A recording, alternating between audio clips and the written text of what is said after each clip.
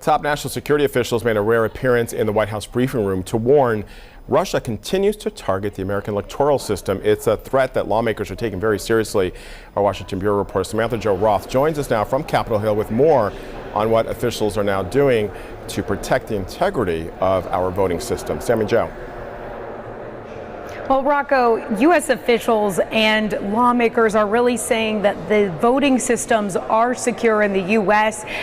This is really thanks to new funding at the state and local level.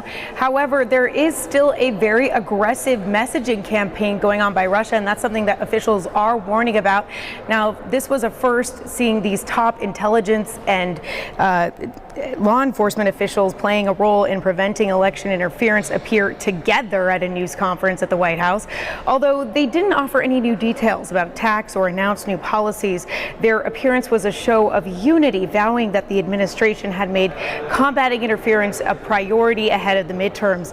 This comes just this week as Facebook discovered and removed 17 pages that were tied to bad actors spreading misinformation. Senator Marco Rubio, a member of the Intelligence Committee, believes Russian efforts to manipulate voters are only growing more sophisticated and harder to detect. The Russians are better at it today. What we're seeing from them now is better than what they were doing even then. They've sort of learned and gotten better at it. And you saw that evidence by some of the things that came up on the Facebook page, the pages that were torn down. A bipartisan group of senators recently just unveiled a bill that would give very aggressive sanctions against Russia. However, this legislation isn't going anywhere fast. Lawmakers have left town and aren't coming back for a couple of weeks. Rocco. And Samantha-Jo, any specific details on the kind of Russian efforts to manipulate the U.S. voters during the midterms?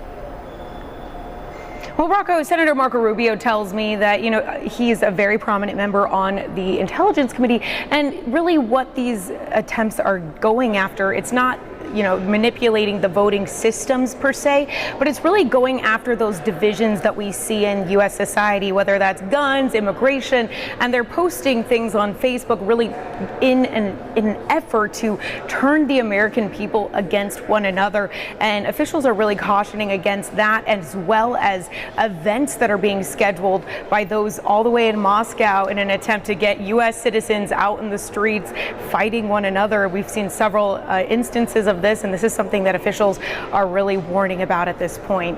Samantha-Jo, thanks so much.